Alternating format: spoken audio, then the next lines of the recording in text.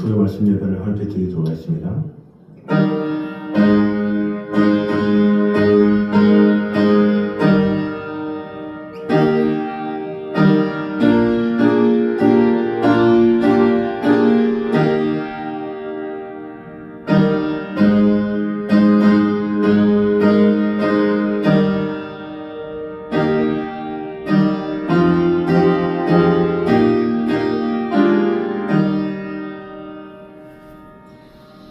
오라 우리가 여호와께로 돌아가자. 여호와께서 우리를 찢으셨으나 도로 낫게 하실 것이요 우리를 치셨으나 싸매어 주실 것임이라.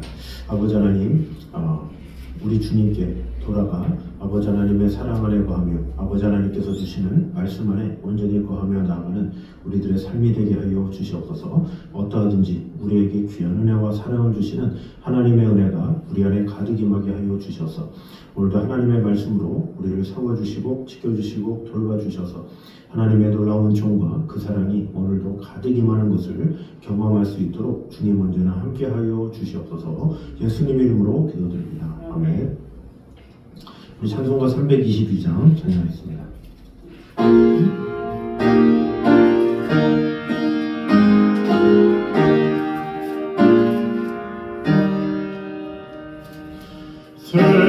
세상의 헛된 죄를 버리고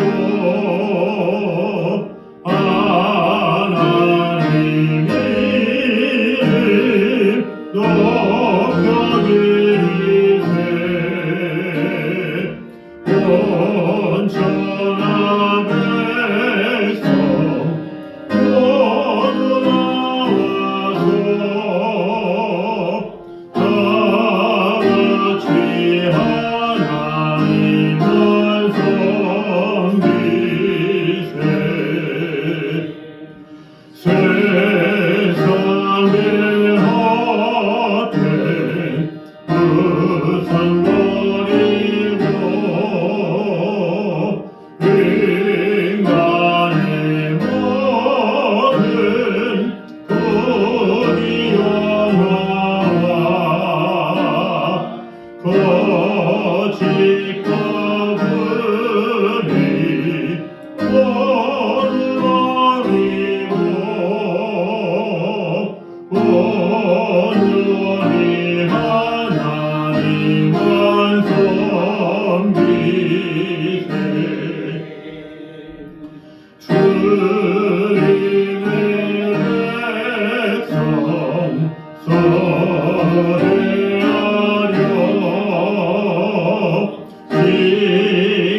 시기와 미움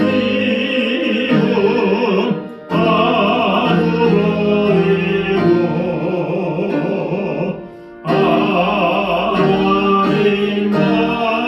하나님만을 홀로 섬기는 정국으로서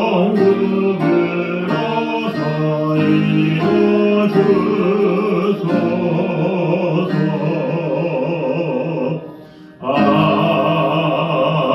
아멘. 아멘. 우리 하나님 말씀 구약 사무엘상 30장입니다.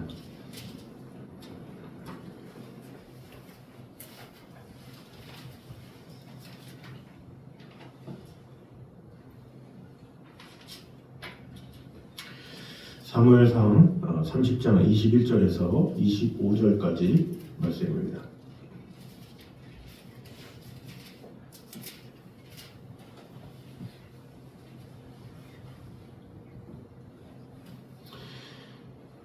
(21절에서 25절) 우리 한 목소리로 같이 돌아가겠습니다. 다윗이 전에 피곤하여 능히 자기를 따르지 못함으로 부솔 시내에 머물게 한 200명에게 오매 그들이 다윗과 그와 함께한 백성을 영접하러 나오는지라. 다윗이 그 백성에게 이르러 문안하매 다윗과 함께 갔던 자들 가운데 악한 자와 불량배들이 다 이르되 그들이 우리와 함께 가지 아니하였은지 우리가 도로 찾은 물건은 무엇이든지 그들에게 주지 말고 각자의 처자만 데리고 떠나가게 하라 하는지라. 다윗이 이르되 나의 형제들아 여호와께서 우리를 보호하시고 우리를 치러 온 그 군대를 우리 손에 넘기셨은즉 그가 우리에게 주신 것을 너희가 이같이 못하리라. 이 일에 누가 너희에게 듣겠느냐? 전장에 내려갔던 자의 분깃이나 곁에 머물렀던 자의 분깃이 동일할지니 같이 분배할 것이니라 하고 그날부터 다윗이 이것으로 이스라엘의 율례와 규례를 삼았더니 오늘까지 이르니라. 아멘. 자, 오늘 본문은 사울 왕가의 몰락을 가져온 길보아산 전투와 관련해서 보도하고 있는 28장부터 31절까지의 연속 부분입니다. 여기서는 여호와의 응답에 의한 다윗의 아말렉 추격과 승리에 대하여 보도하고 있는 30장 7절에서 20절까지 이어서 다윗의 이제 전리품 동일 분배와 또 전리품의 일부 유다 공여에 대하여 보도하고 있습니다. 구체적으로 보면 오늘 읽었던 21절에서 25절은 다윗이 아말렉과의 전투에 참여한 자나 피곤함으로 인하여 전투에 참여하지 못한 자 모두에게 전리품을 동일하게 배분한 사실이 나와 있습니다. 다윗이 전리품을 분배함에 있어서 전투에 참여한 자나 참여하지 않은 자 모두에게 이 동일하게 분배한 것은 일찍이 모세가 새로운 법, 곧 전리품 가운데 절반은 전쟁에 참여한 군사들로 나누어 가지게 하고 절반은 백성이 나누어 가지게 한 법을 더욱 적극적으로 실천한 것입니다. 민수기 31장에 그 기록이 나와 있습니다. 이후에 전리품에 관한 이스라엘의 규례가 되었는데 다윗의 이러한 규례의 제정은 전쟁의 승리는 물론 노획물은 하나님이 허락하신 것이라는 신앙에서 우러나온 산물이라고 할 수가 있습니다. 한편 다윗은 비록 망명 생활 중이기는 하였지만 전리품의 일부를 유다 장로들에게 보내어 나누어 쓰게 했는데 블레셋과의 전쟁으로 핍절한 생활을 해야만 했던 백성들을 도와 이런 행동을 통해서 그가 신정 왕국의 왕으로서 자질을 가지고 있음을 다시 한번 보여준 것으로서 사울 사후에 자연스럽게 유다 사람들의 지지를 얻어서 유다의 왕으로 등극하는데 결정적인 기여를 한 순간이라고 볼 수가 있습니다. 그러면 오늘 이 시간 우리에게 주시는 교훈을 두 가지만 보도록 하겠습니다. 먼저 더 연약한 자를 보호하는 것이 은혜 속에 사는 성도의 마땅히 할 바임을 보여주고 있습니다. 21절과 22절을 보면 다윗과 그의 군사들이 시글락을 약탈했던 아말렉을 무찌르고 개선한 후에 이제 한 가지 문제가 발생한 것이 나와 있습니다. 21절을 다시 보면 다윗이 전에 피곤하여 능히 자기를 따르지 못하므로 부솔 시내에 머물게 한 200명에게 오매 그들이 다윗과 함께한 백성을 영접하러 나오는지라 다윗이 그 백성에게 이르러 무난하매 이렇게 말을 하고 있죠. 그러니까 지금 아말렉을 쫓아가는 데 있어서 뒤에 쳐졌던 200명의 사람들을 말하는 거죠. 그들이 이 다윗을 영접하러 왔다라는 거죠. 그런 상황에서 22절에 이렇게 나와 있습니다. 다윗과 함께 갔던 자들 가운데 악한 자와 불량배들이 다 이르되 그들이 우리와 함께 가지 아니하였은즉 우리가 도로 찾은 물건은 무엇이든지 그들에게 주지 말고 각자의 처자만 데리고 떠나가게 하라 이렇게 말하고 있습니다. 이것이 바로 어떤 상황이냐면 전쟁에 직접 참여하지 않은 사람은 전리품을 줄 수 없다 이렇게 말한 것이죠. 물론 이들의 주장에는 논리적인 타당성이 있습니다. 사실 전리품은 목숨을 걸고 싸운 자가 가지는 것이 당연할 수가 있죠.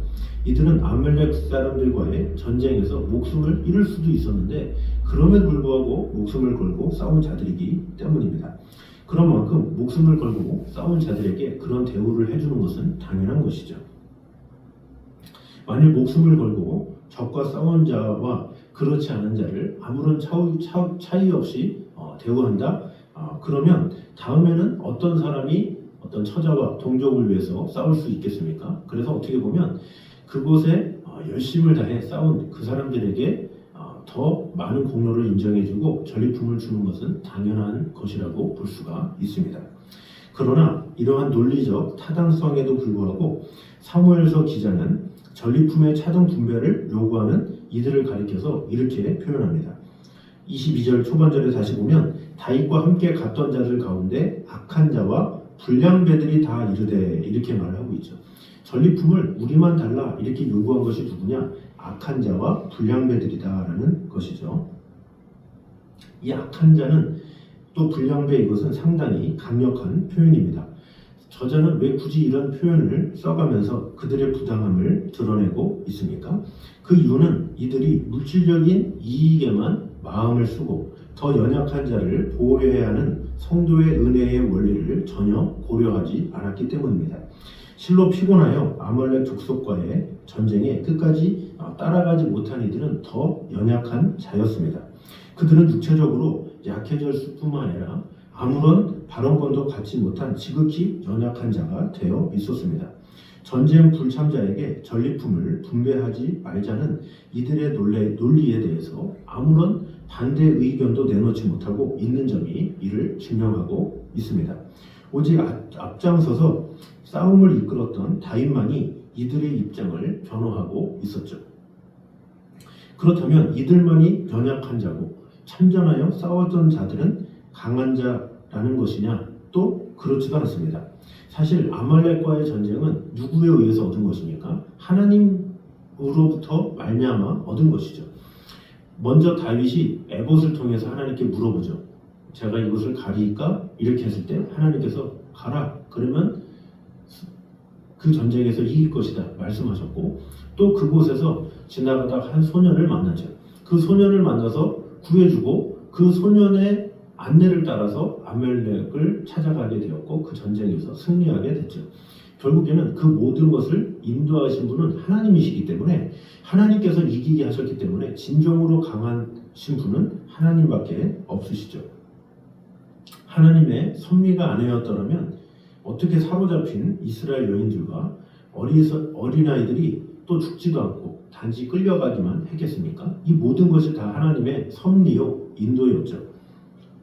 또 하나님의 도우심이 아니었다면 어떻게 그렇게 쉽게 아말렉 족속을 무찌를 수 있었겠습니까? 실로 그들이 얻은 전리품은 다윗이 탈취한 것이 아니라 하나님이 탈취하신 것이죠. 다시 말해서 참전한 자도 연약한 자에 불과했으며 참전하지 못한 자들은 더 연약한 자였다라는 것입니다. 그러므로 참전했던 자들은 마땅히 승리케 하신 하나님의 은혜를 감사하면서 모든 백성들과 함께 전리품을 함께 기뻐했어야 마땅합니다. 하지만 그들은 이러한 생각을 하지 못하고 본문에서와 같은 어리석은 주장을 하게 되었습니다. 왜냐하면 그들은 더 연약한 자를 보호하는 것이 은혜 속에 사는 성도가 마땅히 할 바임을 깨닫지 못했기 때문입니다. 실로 하나님의 은혜를 아는 자만이 다른 사람에게도 은혜를 베풀 수가 있는 것입니다. 오늘날에도 이 교회에서도 사랑과 은혜의 원리 대신에 자본주의의 원리가 힘을 얻는 경우가 많이 있습니다. 실제로 이 고린도 교회를 보면 이 사도 바울이 그 주의 만찬에서 그 식사를 하는 그 과정에서도 책망을 하는 장면이 나와 있습니다. 가난한 이들은 먹을 것이 없어 부끄러움을 당하는 그것에 대해서 책망하는 장면이 고린도전서 11장에 나와 있습니다.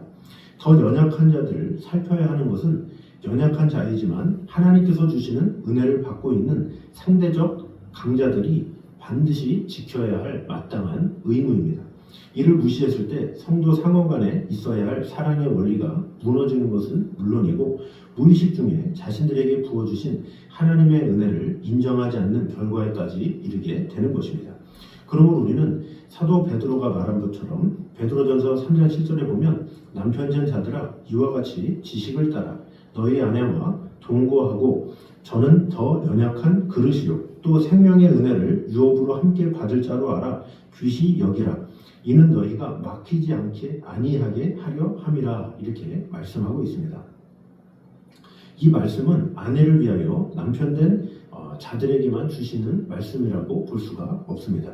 이것은 근본적으로 약한 자일 수밖에 없지만 그럼에도 불구하고 하나님의 은혜로 말미암아 상대적으로 강한 것처럼 보이는 이들을 향해서 더 연약한 자들을 귀히 여기라라는 의미로 해석하는 것이 마땅합니다.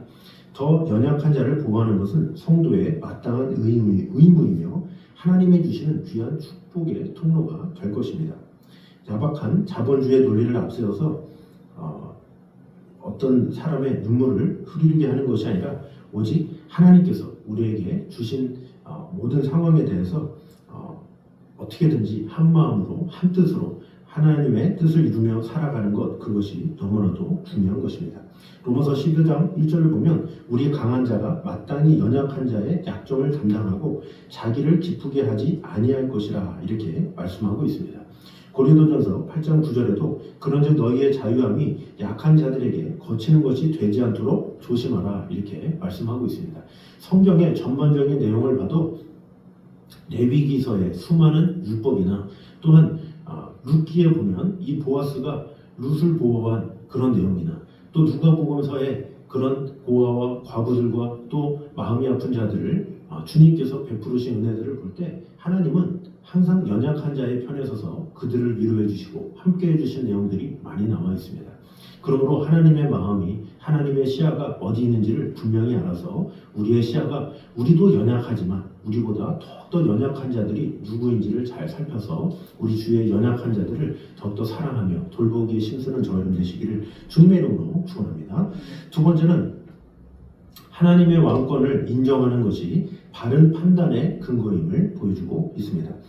오늘 읽은 23절과 24절은 다윗이 아말렉과의 전쟁에 참여한 자나 그렇지 못한 자에게나 전리품을 동일하게 분배해야 한다는 주장이 나와 있습니다. 23절 보면 다윗이 이르되 나의 형제들아 여호와께서 우리를 보호하시고 우리를 치러온 그 군대를 우리 손에 넘기셨은즉 그가 우리에게 주신 것을 너희가 이같이 못하리라 이렇게 말을 하고 있죠. 이 모든 것이 하나님께서 그들을 만나게 해주시고 이기게 해주셨는데 이것이 우리의 공이겠느냐 말하고 있는 것이죠. 24절에 이 일에 누가 너희에게 듣겠느냐 전장에 내려갔던 자의 분깃이냐 소유물 곁에 머물렀던 자의 분깃이 동일할지니 같이 분배할 것이니라 이렇게 하나님께서 이루셨기 때문에 너희나 우리나 다 똑같은 상황이다. 다 하나님의 은혜로 이루어진 것이지 누구 하나가 잘나서 누구 하나가 잘 싸워서 이루어진 것이 아니다 이렇게 말하고 있습니다. 다윗의 이 말은 성도가 실패하지 않는 바른 판단을 하기 위해서는 어떻게 해야 하는지를 잘 교훈해주고 있습니다. 신앙인에게는 패배하여 좌절에 빠졌을 때보다 승리했을 때가 더 위험한 때다라는 말이 있습니다. 언뜻 보아서 상식적인 판단만으로는 잘 이해가 가지 않는 말일 수도 있습니다. 그러나 하나님의 절대 왕권을 삶의 바탕에 항상 인식하고 살아야 하는 성도의 삶에 있어서는 이 말이 절대 근거 없는 말은 아닙니다. 성경을 살펴보거나 기독교 역사상에 등장하는 수많은 인물들의 삶을 살펴보면 인생 가운데 자신의 목표한 것들을 이루고 승리감에 도취되어 있는 그때에 나락으로 굴러떨어지는 그런 길을 걷는 이들이 많이 있습니다. 그렇게 되는 이유는 뜻밖에도 단순합니다. 패배하여 좌절에 빠졌을 때나 혹은 어려움에 빠지게 되면 성도들은 먼저 하나님을 찾게 됩니다.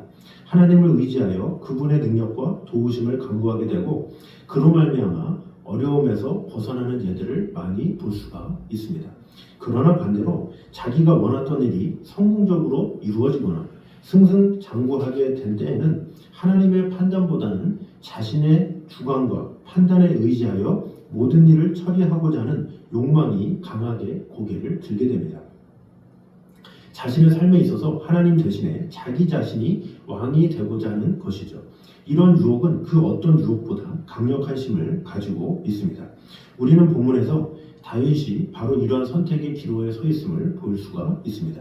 먼저 20절에 보면 뭐라고 합니까? 30장 20절을 보면 다윗이 또 양떼와 소떼를 다 되찾았더니 우리가 그 가축들을 앞에 몰고 가며 이르되 이는 다윗의 전리품이라 하였더라 이렇게 말하고 있습니다.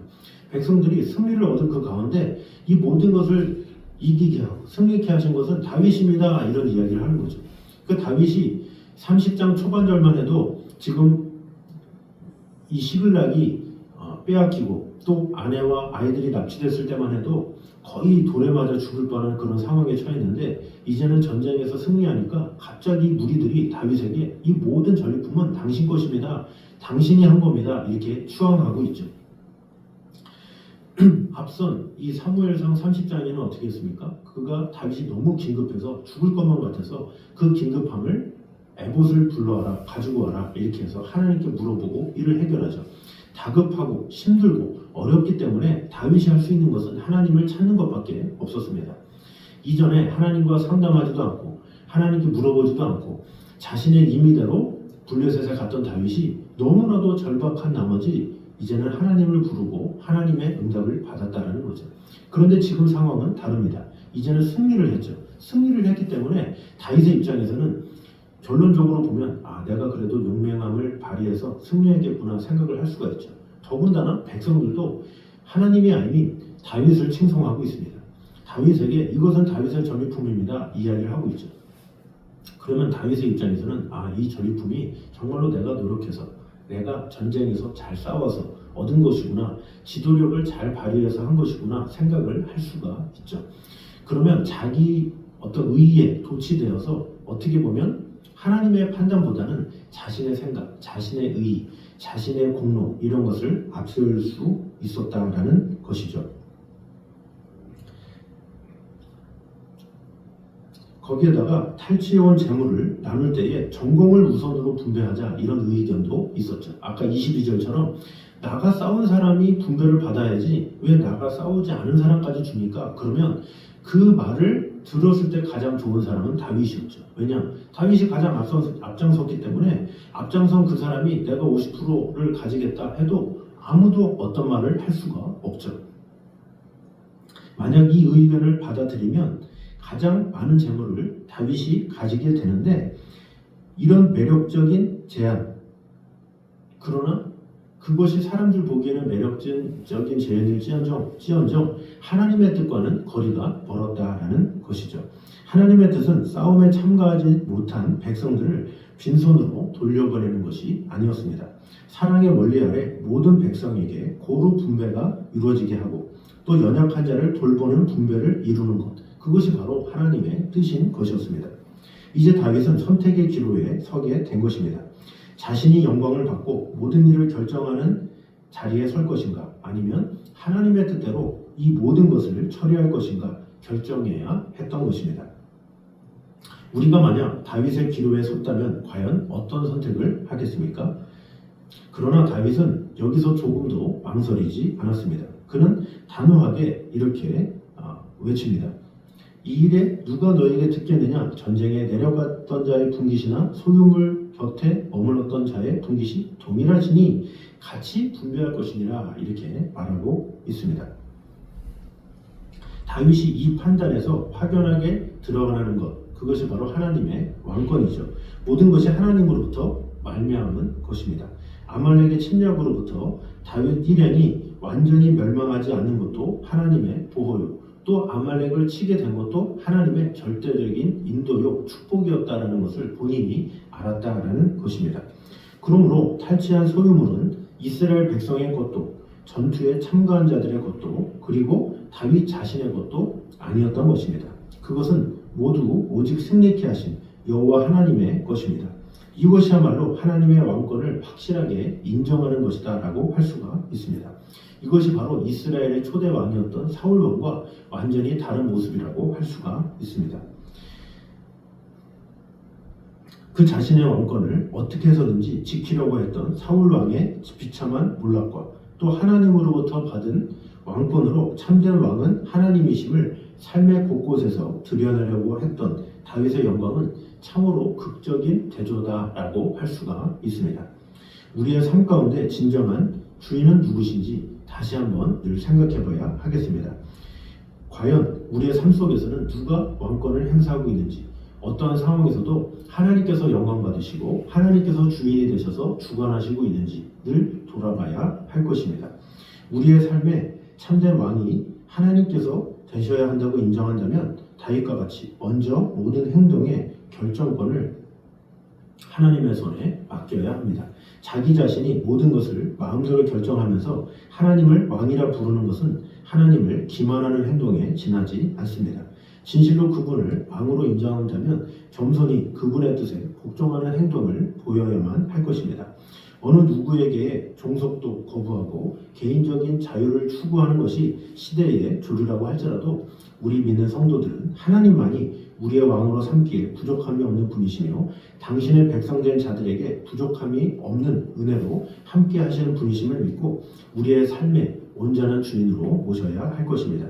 그리고 더 나아가 언제나 그분의 주권을 인정하며 순종하는 삶을 살 때 그분께서 진정한 승리와 은혜를 주신다는 것을 꼭 깨달으며 우리의 삶의 모든 영역 가운데 우리가 성공했을 때나 실패했을 때나 어떤 상황에 있어서나 이 모든 것이 다 하나님의 은혜로 된 것임을 온전히 고백하며 나아가는 저 여러분 되시기를 주님의 이름으로 축원합니다. 기도하겠습니다. 왕이신 나의 하나님이요 내가 주를 높이고 영원히 주의 이름을 송축하리이다. 우리의 왕이시며 우리의 주관자 되시는 주님의 은혜를 찬양합니다. 우리를 지켜주시고 돌봐주시는 하나님만이 우리의 삶의 주인이시며 모든 것 되심을 인정하며 나아가는 그런 성도들의 삶이 되게 하여 주시옵소서. 또한 더 연약한 자를 보호하는 것이 은혜 속에 사는 성도의 마땅히 할 바임을 오늘 보게 되었습니다. 우리가 그 무엇보다 하나님의 마음을 분명히 알아서 우리 주위에 연약한 자들이 누구인지를 분명히 알아 잘 돌보고 하나님께서 주신 귀한 성도들 또 귀한 영혼들을 더욱더 사랑하며 돌보기에 힘쓰게 도와주셔서 또 우리 주위에 힘없고 연약한 이웃들이 많이 있습니다.